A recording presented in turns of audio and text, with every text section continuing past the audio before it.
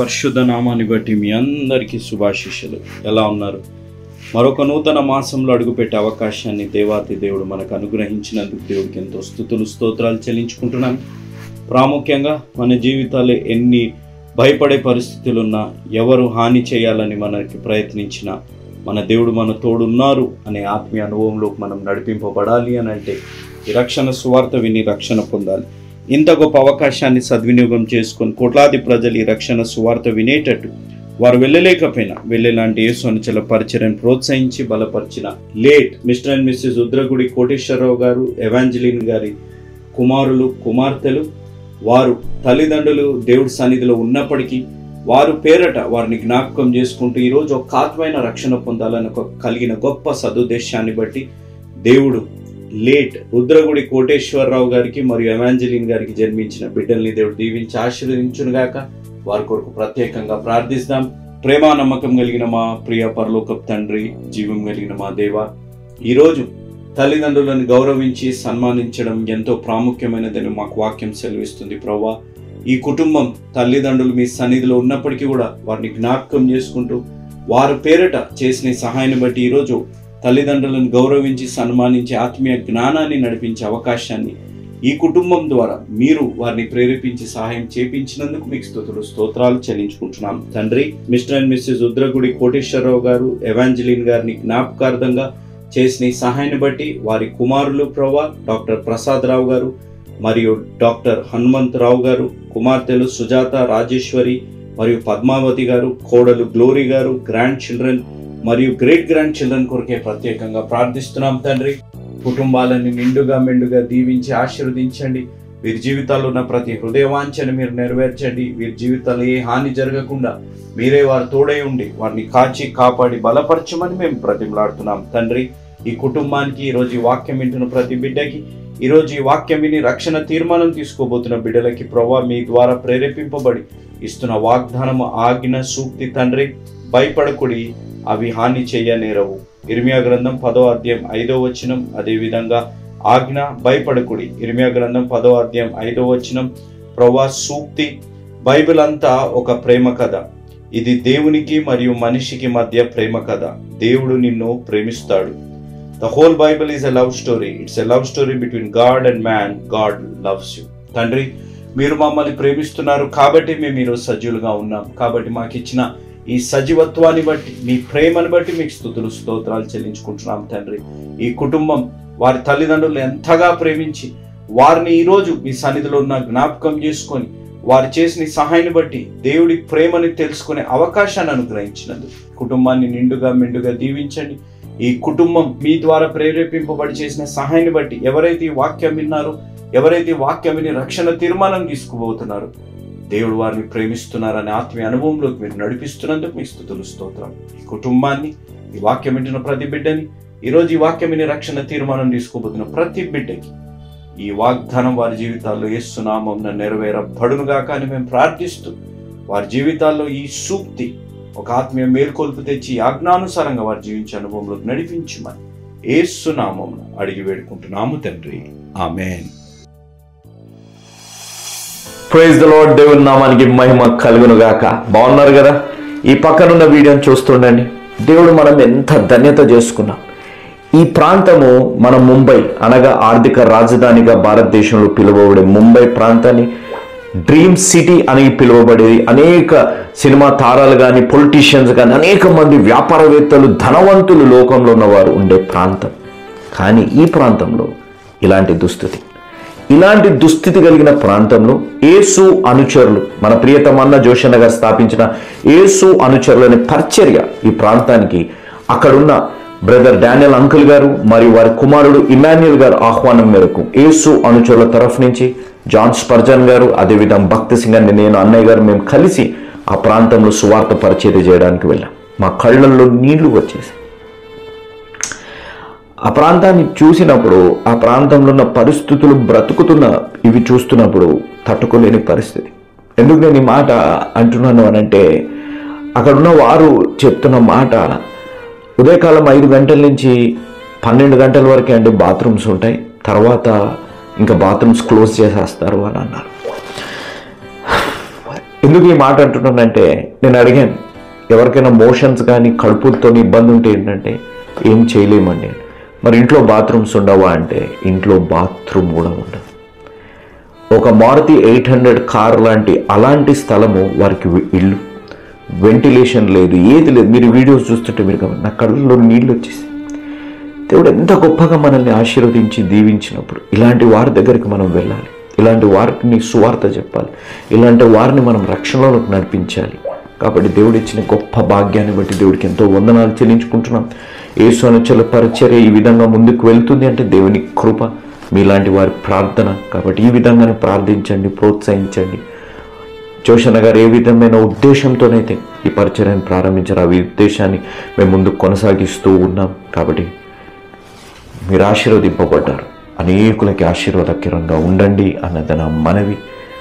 మాకు సహాయం చేయండి అనేది కాదు, మేమేదో గొప్ప పని చేశాం అనేది కాదు, కానీ కళ్ళల్లో నీళ్ళు వచ్చే పరిస్థితి, బాత్రూమ్స్ లేకుండా ఇంట్లో ఆడవాళ్ళు కానీ చిన్నపిల్లలు కానీ కడుపు ఇబ్బంది కలిగినప్పుడు, మోషన్స్ వచ్చినప్పుడు వారి పరిస్థితి. ఆ చర్చిలో కూడా, మేము వెళ్ళిన చర్చిలో కూడా బాత్రూమ్ లేదు. చిన్న ఇంతే ఒక రూమ్ ఉంటే కమోడ్ లేదు, బాత్రూమ్కి వెళ్ళే ఫెసిలిటీ, కేవలం ఒక చిన్న హోల్ పెట్టి అయ్యగారు ఇక్కడే పోసుకోవాలి, లేకపోతే ఇక్కడ బాత్రూమ్ కడితే ఇల్లీగల్ అని చెప్పి అని అన్నారు. కానీ దేవుడు, ఆయనకి ఎంతో వందనాలు, పాదాభివందనాలు. ఇలాంటి ప్రాంతాల్లో వెళ్ళి సువార్త చెప్పే అవకాశాన్ని అనుగ్రహించారు. మా కొరకు ప్రార్థించండి. మీ ప్రార్థననే మా జీవితాలు ఇంకా ధైర్యాన్ని తెస్తుంది, మీ ప్రార్థననే మా జీవితాలు ఇంకా ఉత్సాహం తెస్తుంది, దేనికైనా ముందుకు వెళ్ళి దేవుని సువార్త చెప్పాలని. కాబట్టి ప్రార్థించండి, ప్రోత్సహించండి. దేవుడు దీవించునుగాక. ఆమేన్. దేవా, ప్రభు, నా జీవితం, मेरा जीवन, నా జీవితంలో నువ్వు రా.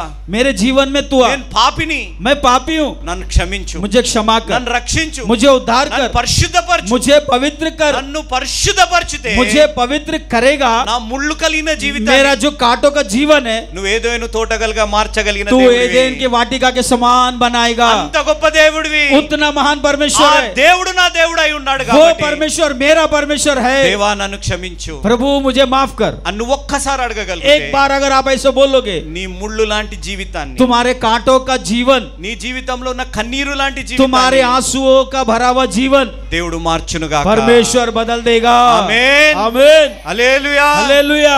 రెండో ప్రశ్న, दूसरा सवाल, రాజుల మొదటి గ్రంథం, पहला राजाओं का किताब, రాజుల మొదటి గ్రంథం 19వ అధ్యాయం, पहला राजाओं का किताब 19 अध्याय 19వ అధ్యాయం. అచ్చట ఉన్న ఒక గుహలో చేరి బస చేసెను.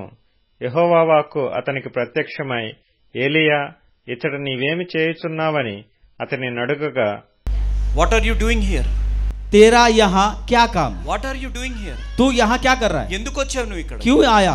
దేని కొరకు వచ్చావు? किस लिए आया? ఏ పరిస్థితులను బట్టి వచ్చావు? किस परिस्थिति से आया? దేని నమ్ముకొని వచ్చావు? किस भरोसे से आया? మనుషుల్ని నమ్మావా? मनुष्य पे भरोसा किया పునరుత్థానుడైన దేవుడిని నమ్ముకొని या వచ్చావా? पुनरुत्थान यीशु पे विश्वास करके आया? బైబిల్లో మీరు గమనిస్తే, बाइबल में देखो, ఏలియా అంత గొప్ప ప్రవక్త, एलिया इतना बड़ा ఆయన भविष्यद्वक्ता, ప్రార్థన చేస్తే वो प्रार्थना जब करता था, పరలోకాన్ని నుంచి स्वर्ग से అగ్ని కురిపించబడింది. आग उतरती थी. ఆయన ప్రార్థన చేయగా वो प्रार्थना करता था, వర్షం ఆగింది. वो बारिश रुक गई. ఆయన ప్రార్థన చేయగా वो प्रार्थना करते సారెఫాతులో ఉన్న విధవరాలు కుమారుడు లేవనెత్తబడ్డాడు. और फिर सारेपात नगर के अंदर में रहने वाले विधवा का बेटा भी जिंदा हो ఆయన गया. ప్రార్థన చేయగా वो प्रार्थना करते, అద్భుతాలు జరిగాయి. अद्भुत कार्य होते थे. కానీ ఆయన జీవితంలో लेकिन उसके जीवन में ఒక పరిస్థితి వచ్చింది. एक मुसीबत का सामना हुआ. దేవా ఇంకా చాలు, प्रभु अब बस, నేను ఇంకా తట్టుకోలేకపోతున్నాను, मैं झेल नहीं सकता हूँ, నాకు మరణాపేక్ష కలిగి ఉన్నాను, मुझे ले मार दे, నాకు నేను చనిపోతే బాగుంటుంది बस मैं मर जाऊं ठीक है. అనే పరిస్థితి ఏలియా లాంటి గొప్ప ప్రవక్త జీవితంలో ऐसी వచ్చింది. परिस्थिति एलिया के जीवन में आई. మన జీవితాల్లో కూడా వస్తాయి. हमारे जीवन में भी कभी कभी आता है. మనం ఒక ఎగ్జామ్ సరిగ్గా రాకపోయినా, अगर हम सही से परीक्षा नहीं लिखेंगे, మనం చదువుకున్నది గుర్తు లేదనే పరిస్థితుల్లో वो ఉన్నాం, मैं जो भी पढ़ रहा हूँ मुझे याद नहीं आ रहा है, మనం ఎంత విశ్వాసంగా ఉన్నా, हम इतना विश्वास से रहते మన हैं, జీవితాల్లో పరిస్థితులు మారకపోయినా, हमारे जीवन में परिस्थिति जब नहीं बदलता है, మన జీవితాల్లో అనుకున్నవి జరగకపోయినా, जब हमारे जीवन में जो सोचते पूरा नहीं होता है, ఎంత ప్రయత్నించినా, कितना प्रयत्न कर మన रहे हैं, జీవితాల్లో ఎన్నో ఆటంకాలు వచ్చినా, हमारे जीवन में कितने रुकावटें మన आती है, జీవితాల్లో ఎన్నో శ్రమలు వచ్చినా, हमारे जीवन में कितना मुसीबत आती है దేవుడి వైపు మనం చూడాలి. परमेश्वर की ओर देखना चाहिए. ఎప్పుడైతే ఏలియా అంత భయంకరమైన పరిస్థితుల్లో ఉన్నాడో, जब एलिया इतना भयंकर परिस्थिति में था, దేవా నేను ఇది తట్టుకోలేను, ఇంకా हे प्रभु मैं इसको झेल नहीं सकता, నాతో ఇంకా అవ్వట్లేదు, मुझे हो नहीं सकता ये, నేను ఎంత గొప్పగా జీవించినా, मैं इतना बड़ा हो जी कर भी, నేను ఎన్ని గొప్ప కార్యాలు मैं చేసినా, इतना महान महान कार्य करने पर भी నా జీవితంలో వ్యతిరేకత పోవట్లేదు, मेरे जीवन में ये रुकावट नहीं जा रहा है, నా జీవితంలో కష్టాలు मेरे పోవట్లేదు, जीवन से ये मुसीबत नहीं जा रहा నేను है. ఎంత ప్రార్థన చేస్తూ, मैं कितना प्रार्थना कर रहा हूँ, నేను ఎంత చర్చికి వచ్చినా, मैं इतना चर्च आ रहा हूँ, నా ఆర్థిక ఇబ్బందులు मेरे తొలగట్లేదు, आर्थिक परिस्थिति नहीं बदल నా रहा है, జీవితంలో పరిస్థితులు मेरे మారట్లేదు. जीवन में परिस्थितियां नहीं बदल रही है. దేవా ఇంకా చాలు, प्रभु बस हो गया, अभी నేను చనిపోతే బాగుంటుంది मैं मर जाऊंगा तो ठीक है, అనే ఆలోచన ऐसा विचार ఇక్కడ ఉన్న వారు ఎవరొకరికి ఒక్కసారైనా వచ్చి ఉండొచ్చు. कभी ना कभी किसी एक में तो हम में इतने में से आया होगा ना. నేను ఇది తట్టుకోలేకపోతున్నాను, मैं ये बर्दाश्त नहीं कर रहा हूँ, నేను ఈ ఒంటరితనాన్ని ये తట్టుకోలేకపోతున్నాను, अकेलापन महसूस नहीं कर रहा हूँ, నేను ఈ రిజెక్షన్ मैं తట్టుకోలేకపోతున్నాను, ये जो ठुकराव नहीं पसंद कर रहा हूँ, నా జీవితంలో ఇంకే నాకు ఒక సక్సెస్ నా జీవితంలో రావట్లేదు, मेरे जीवन में कोई सफलता नहीं मुझे मिल रहा है, నేను ఇంత నమ్మకంగా ఉండి, मैं इतना भरोसे से हूँ, నేను ఇంత ఉపవాస ప్రార్థన मैं इतना చేస్తున్నా, उपवास कर रहा हूँ, నేను ఇంత నమ్మకంగా సంఘానికి मैं इतना వస్తున్నాను, भरोसे से जी रहा हूँ, నేను మనుషుల వైపే చూడట్లేదు, मैं इंसानों की ओर देखता నేను ही नहीं, దేవుడి వైపే मैं చూస్తున్నాను. परमेश्वर की ओर ही देख रहा हूँ. దేవా प्रभु నాకు మరణం కావాలి. मुझे मृत्यु चाहिए. అలాంటి పరిస్థితుల్లో ऐसी परिस्थिति में దేవుడే परमेश्वर ही ఏలియా గారిని एलिया को సీనాయి పర్వతం దగ్గర పంపించారు. सीनाई पर्वत पर भेजा. అక్కడికి దేవుడే పంపించినప్పటికీ वहां जब परमेश्वर ने ही भेजा, దేవుడు అడుగుతున్న మాట, परमेश्वर ने पूछा నువ్వు ఇక్కడ ఏమి చేస్తున్నావు? तू यहाँ क्या कर रहा है. అప్పుడు ఏలియా గారు అన్న మాట तभी एलिया कहता है 10 రాజుల మొదటి గ్రంథం 19వ అధ్యాయం 10వ వచనం. అతడు ఇశ్రాయేలు వారు నీ నిబంధనను త్రోసివేసి నీ బలిపీఠములను పడగొట్టి నీ ప్రవక్తలను ఖడ్గము చేత హతము చేసిరి. సైన్యములకు అధిపతియు దేవుడు నగు యెహోవా కొరకు మహారోషము గలవాడనై నేను ఒకడును మాత్రమే మిగిలియుండగా, నేను ఒక్కడిని మాత్రమే మిగిలి ఉండగా. ఇక్కడ మీరు గమనించాలి, यहाँ सुनो, यहाँ सुनो. దేవుడు ఇక్కడ 2 మార్లు అడిగారు. परमेश्वर ने इधर 2 बार पूछा. ఎందుకు వచ్చావని దేవుడు 2 మార్లు అడిగారు. यहाँ परमेश्वर ने उसको पूछा कि तू यहाँ क्या काम करे, क्यों आया करके पूछा 2 बार. ఏలియా గారు అదే జవాబు ఇచ్చారు, एलिया वही जवाब दिया, నేను ఒక్కడే ఉన్నాను దేవా, मैं अकेला हूँ ఇంత परमेश्वर, వ్యతిరేకత ఉంది, इतना विरोध है, ఇంత శ్రమలు ఉన్నాయి, इतना मुसीबत है, ఇంత పరిస్థితి ఉంది, इतना संकट है, ఇంకెవ్వరు లేరు దేవా कोई नहीं मेरे साथ. అనే పరిస్థితుల్లో ఉన్నప్పుడు ऐसे परिस्थिति में మరణము కొరకు కోరిన ఏలియా జీవితంలో मरण को चाहा हुआ एलिया ही మరణాన్ని చూడకుండా దేవుడి సన్నిధిలో बिना मृत्यु के चके वो सीधे स्वर्ग चला गया. హల్లెలూయా. हालेलुया.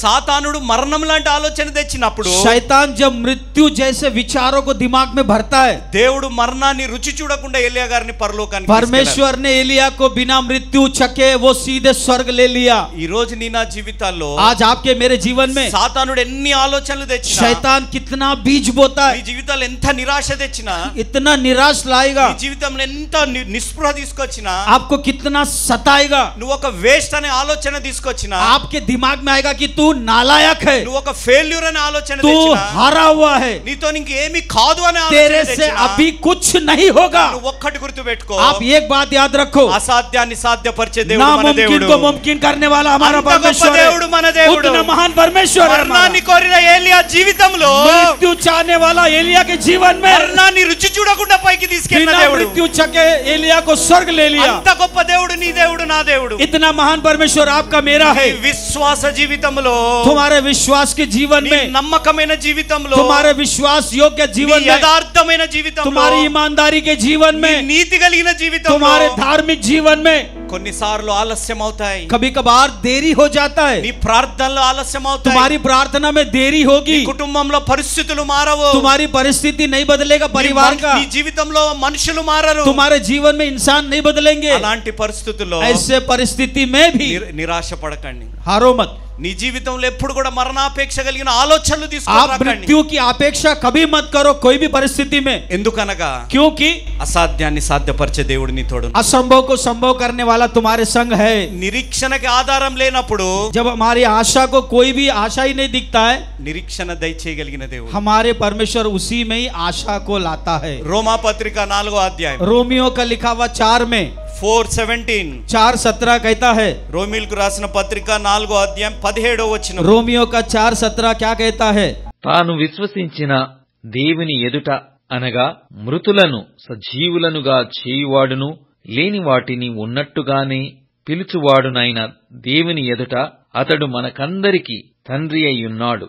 ఇందును గూర్చి నిన్ను అనేక జనములకు తండ్రినిగా నియమించి తిని అని వ్రాయబడియున్నది. నీ సంతానము ఇలాగు ఉండునని చెప్పిన దాని బట్టి తాననేక జనములకు తండ్రియగునట్లు నిరీక్షణకు ఆధారము లేనప్పుడు అతడు నిరీక్షణ కలిగి నమ్మెను. నిరీక్షణకు ఆధారము లేనప్పుడు అతను నిరీక్షణ కలిగి నమ్మెను. Hallelujah hallelujah.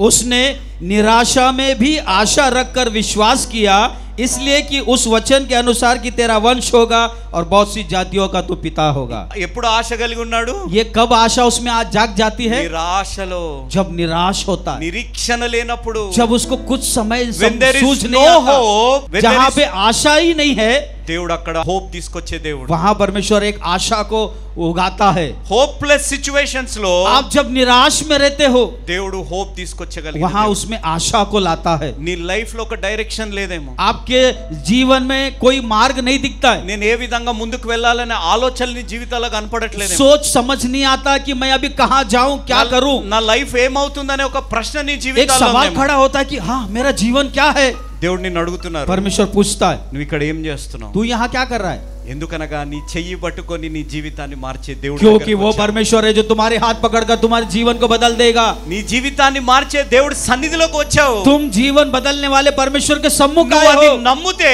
उसको पर विश्वास నీ करोगे, జీవితంలో ఎంత అసాధ్యమైన పరిస్థితులున్నా तुम्हारे सामने कितने कठिन भी क्यों ना हो, అది దేవుడు సాధ్యపరచగలిగిన परमेश्वर దేవుడు. उसको उसमें से पार कराएगा। నువ్వు ఎంత ఫెయిల్ అయినా, आप कितने निराश हो ఏ जाए, పనిలో ఫెయిల్ అయినా, किसी काम में तुम नीचे हो जाओ, దేవుడు నీకు విజయాన్ని తేగలిగిన परमेश्वर तुमको जय देगा उसमें। అంత గొప్ప దేవుడు ఉన్నాడు. उतना महान परमेश्वर है। అబ్రహాం గారి జీవితంలో ఏ నిరీక్షణ లేదు. अब्राहम के जीवन में कोई आशा नहीं थी, 75 సంవత్సరాలు क्योंकि 70 साल हो गया था। ఆయన జీవితంలో ఇంకేమి జరుగుతుంది? फिर भी जीवन में अब क्या होगा? అలాంటి వయసులో उस उम्र में भी దేవుడు అబ్రహాం గారిని పిలిచారు. परमेश्वर ने अब्राहम को बुलाया, అబ్రామా, अब्राहम అబ్రామా, अब्राहम నీ జీవితాన్ని మారుస్తాను. तेरे जीवन को मैं बदल दूंगा, నీ ద్వారా तेरे द्वारा ఇస్కరేనులంత సంతానాన్ని తీసుకొని వస్తాను. समुद्र में रहने वाले बालू के किनको के समान मैं तेरी जाति बनाऊंगा। ఎంత వయసు? कितना उम्र है? 75. 70 साल है। అబ్రహాం గారు నమ్మారు. अब्राहम ने विश्वास किया। ఈ రోజు మనం ఇక్కడ ఉన్నాము అనంటే आज हम यहाँ है, మన విశ్వాసుల తండ్రి అయిన हमारा అబ్రహాం గారు. विश्वासियों का मूल पिता अब्राहम है।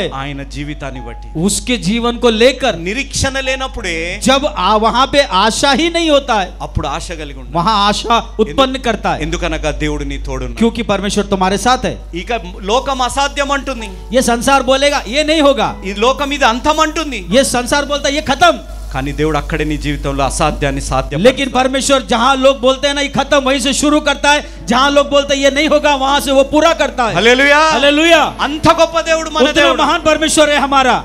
కానీ నీ జీవితంలో लेकिन तुम्हारे जीवन में నిరీక్షణ ఉండాలి. आशा होना అది चाहिए, దేవుడి పట్ల, वो परमेश्वर पर, మనుషుల పట్ల కాదు. मनुष्यों पे नहीं, దేవుడి పట్ల నిరీక్షణ కలిగి ఉండు. परमेश्वर पर विश्वास होना चाहिए। దేవుడు నీ జీవితాల్లో గొప్ప కార్యం. परमेश्वर तुम्हारे जीवन में महान काम करेगा। దేవుడు మొట్టమొదట అడిగిన ప్రశ్న सबसे पहले पूछा सवाल, నువ్వు ఎక్కడ? రెండో ప్రశ్న दूसरा నువ్వు ఇక్కడ ఏం చేస్తున్నావు? तेरा यहाँ क्या काम, तीसरा మూడో ప్రశ్న ఎజిక్యేలు గ్రంథం, एजेकियल का, ఎజిక్యేలు గ్రంథం एजेकियल का किताब 37వ అధ్యాయం ఫస్ట్ 3 వర్సెస్. యెహోవా హస్తము నా మీదికి వచ్చెను, నేను ఆత్మవశుడనై ఉండగా యెహోవా నన్ను తోడుకొని పోయి ఎముకలతో నిండియున్న ఒక లోయలో నన్ను దింపెను. ఆయన వాటి మధ్య నన్ను ఇటు అటు నడిపించుచుండగా ఎముకలనేకములు ఆ లోయలో కనబడెను. అవి కేవలము ఎండిపోయినవి. ఆయన నరపుత్రుడా, ఎండిపోయిన ఈ ఎముకలు బ్రతుకగలవా?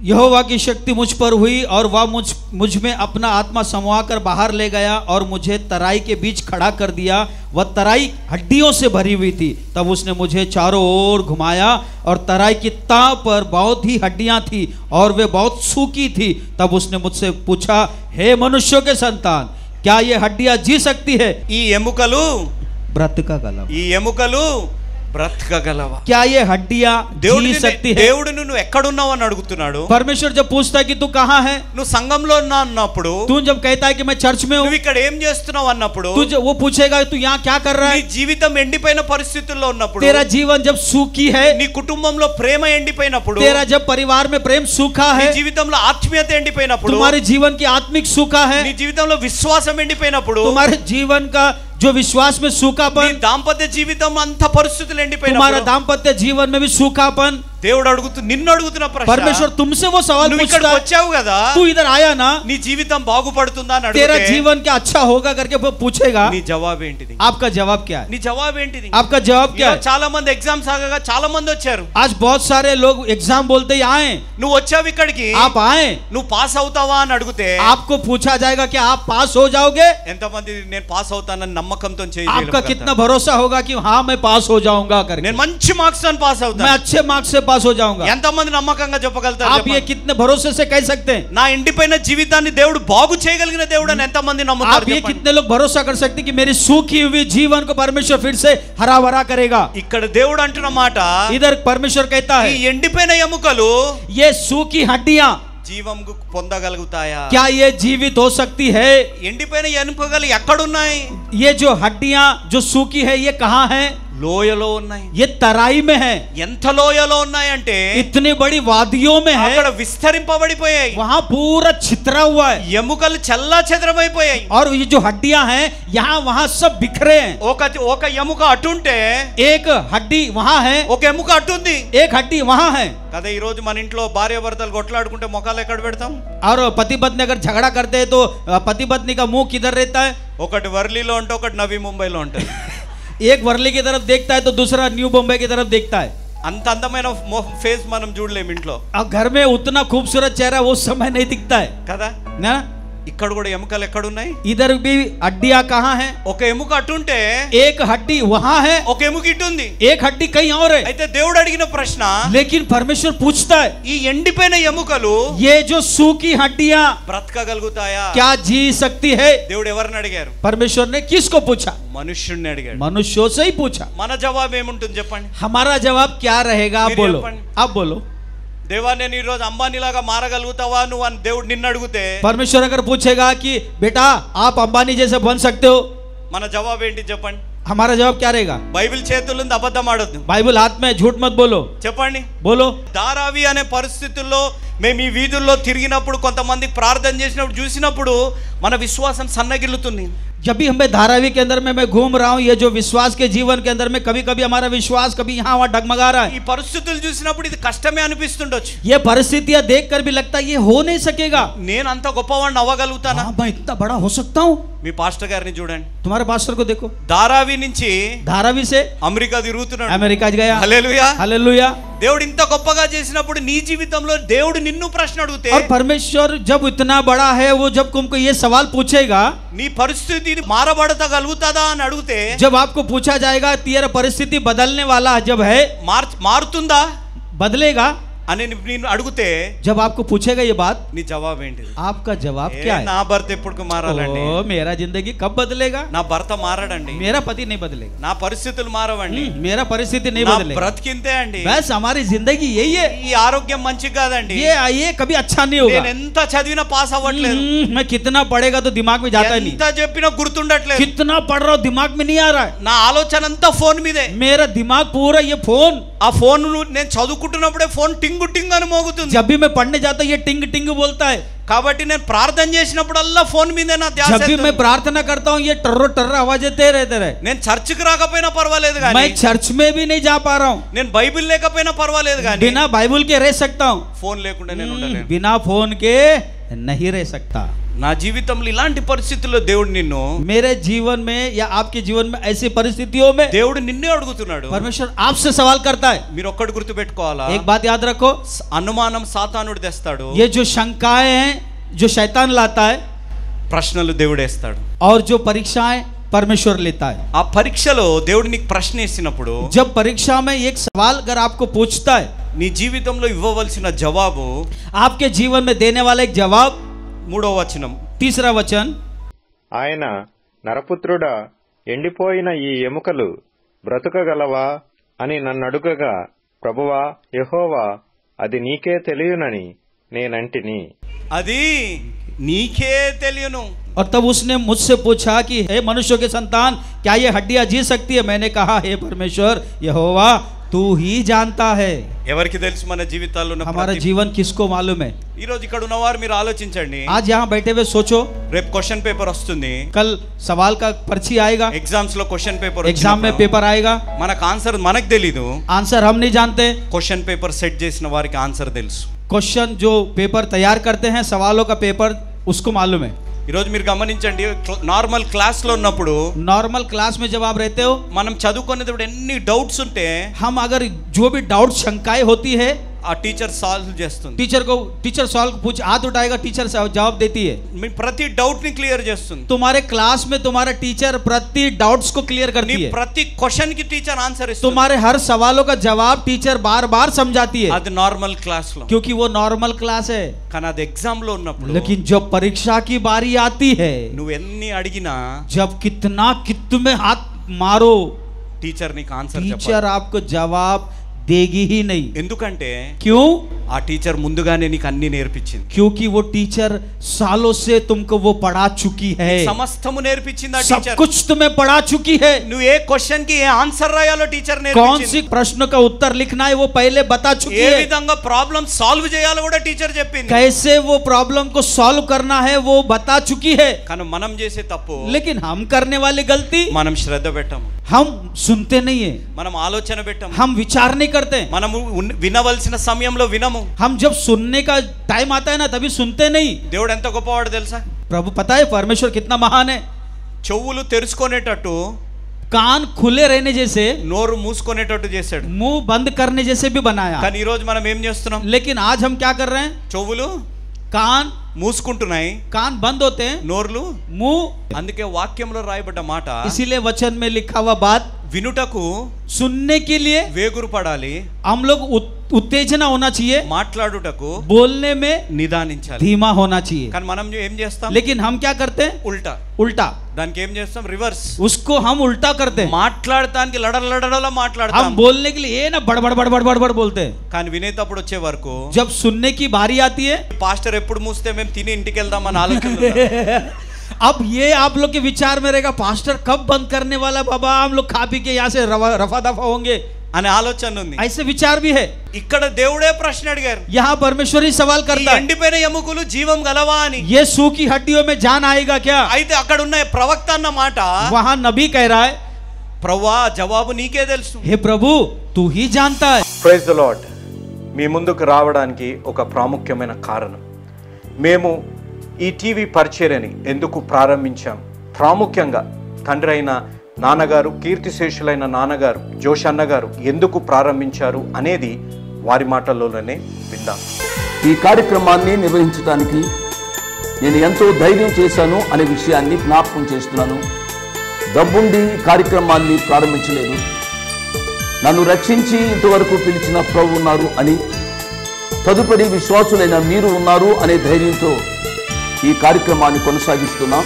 విన్నారు కదా, నాన్నగారు ఏ ధైర్యమైతే వారు చేసి టీవీ కార్యక్రమాలని ప్రారంభించారు, మన రక్షకుడైన యేసు ఉన్నారని, విశ్వాసులైన మీరు ఉన్నారనే ధైర్యంతోనే ఈ టీవీ కార్యక్రమాలని మేము కొనసాగిస్తున్నాం గత సంవత్సరాలుగా.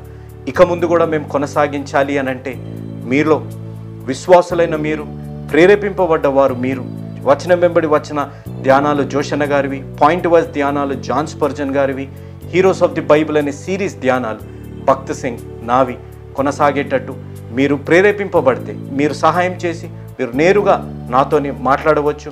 నాతో మాట్లాడి మాకు సహాయం చేయాలనేది నా మనవి. కాబట్టి మీరందరూ ఏ భారమైతే, సేవా భారమైతే నాన్నగారు గత 40 సంవత్సరాలుగా ముందుకు కొనసాగించారు, ఇప్పుడు యవనస్తులమైన మా అన్నగారు జాన్ స్పర్జన్ గారు మాపై ఉంది. కాబట్టి మీరు కూడా ఏ విధంగా నాన్నగారిని అయితే ప్రోత్సహించారు, నాన్నగారిని ఆదరించారు, మమ్మల్ని కూడా ఆ విధంగానే ప్రోత్సహించి ఆదరిస్తారని నమ్ముచు సెలవు తీసుకుంటున్నాను. దేవుడు మిమ్మల్ని దీవించి ఆశీర్వదించునుగాక. ఆమేన్.